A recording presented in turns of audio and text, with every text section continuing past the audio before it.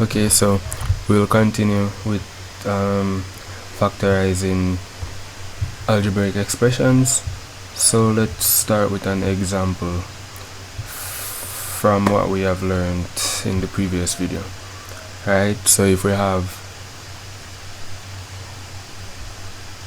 10x plus 20 and we're asked to factorize this, simply we'll just look for what is common between both terms, and we can see that 10 is common between 10x and 20, as 10 is a factor of both of these terms.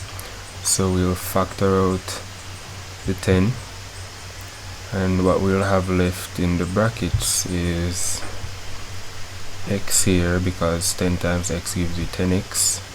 We maintain the plus sign, and 10 times 2 gives us 20, so we'll have a 2 there.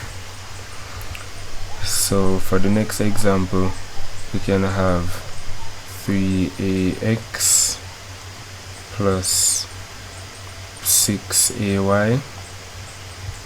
Great.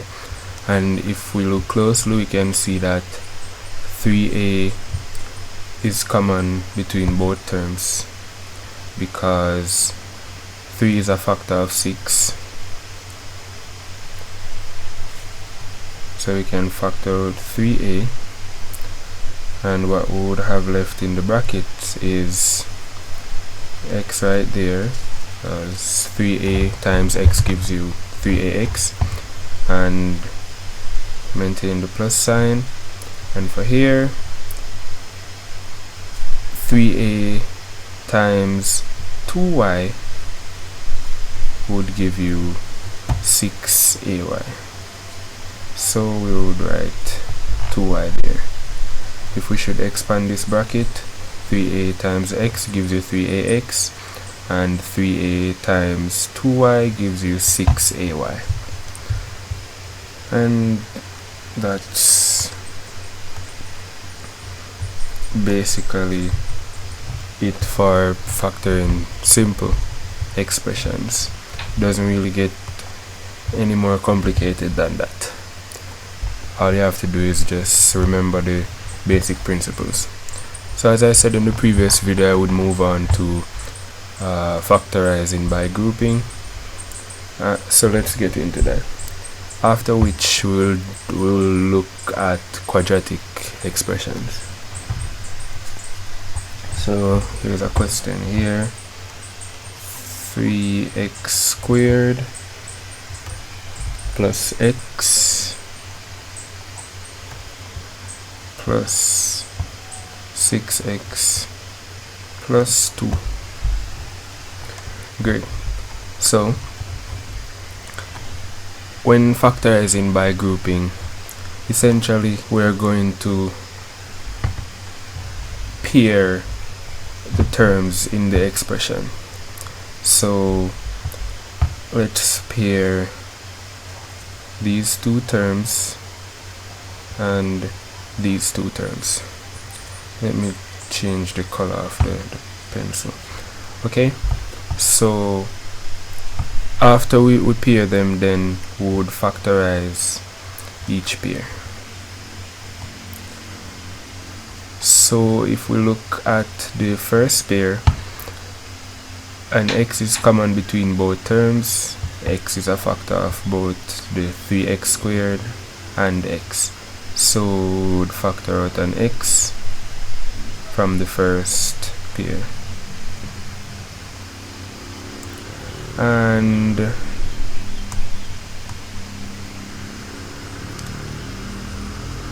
in brackets we would have 3x plus 1, right? Because x times 3x gives you 3x squared, and x times 1 gives you x. Great. And for the second pair, of course you would maintain that plus sign, and for the second pair a 2 is common to both terms, So we would factor out a 2, which leaves in the bracket 3x, because 2 times 3x is 6x, plus 1, because 2 times 1 is 2. Now we're almost finished. Remember, when you factorize an expression, you need to write it as a product of factors. So that's essentially what you're doing when you're factorizing. You're writing an entire expression as a product of factors. So how we would tidy this up to write it as a product of factors, if you notice that 3x plus 1 is common to this part of the expression and this part of the expression. So essentially you could say you're factoring out the 3x plus 1 because it is common. And of course you open your brackets, and if you multiply 3x plus 1, that entire expression, by x, you would get back this part, and if you multiply 3x plus 1 by 2, you would get back this part of the expression. So there it is. We have successfully factorized the original expression by grouping, right? So what you can take away from this is, anytime you factorize by grouping in this manner, you would have terms that have similar expressions in them. What I mean by that is, right here where you have 3x plus 1 and the 3x plus 1 right here, from there you can just write your 3x plus 1, then you open your brackets, and whatever is left on the outside of the brackets, that's what goes right here. So let me do another example. So for this example, let me get rid of this one.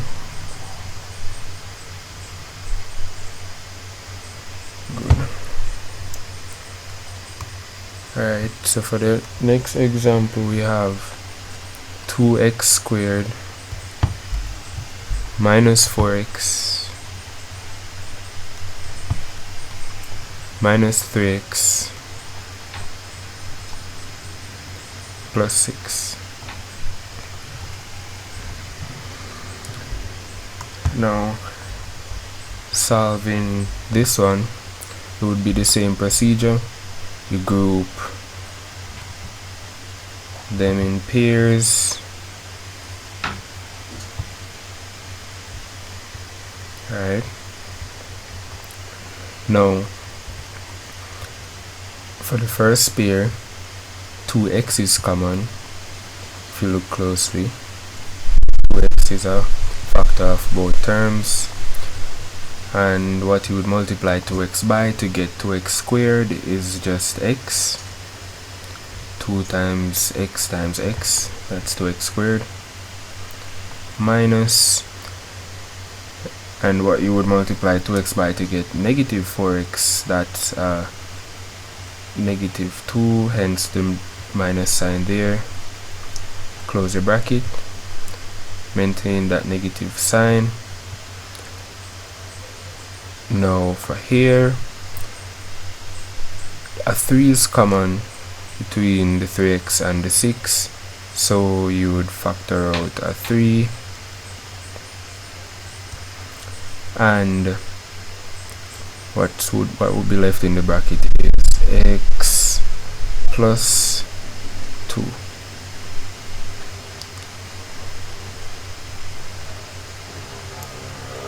Okay, now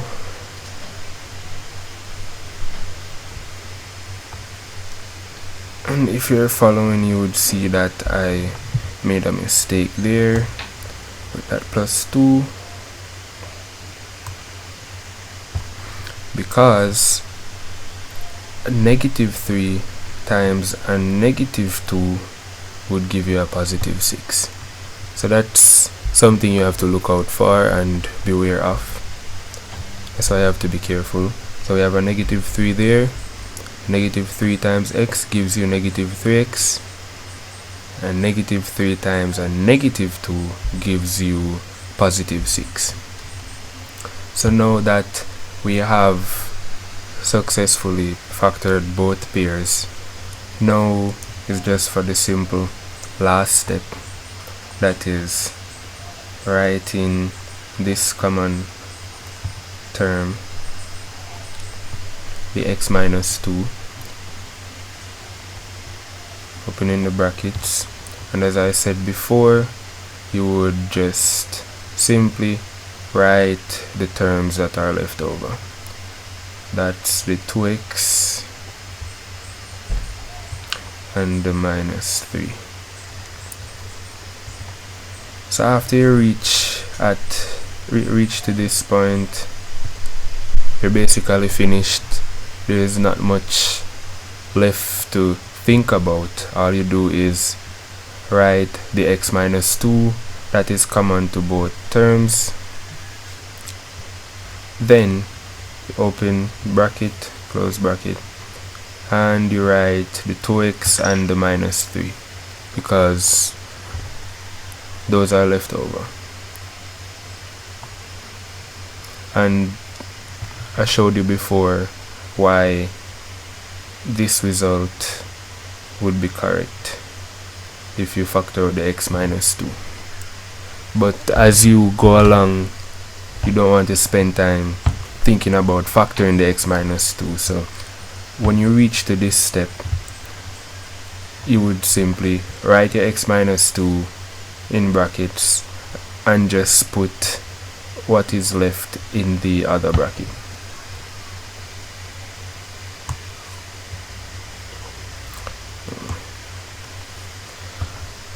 Don't really want to make this video too long, so I'm going to cut it here. It's probably too long already. I'll continue in the next video with quadratic expressions.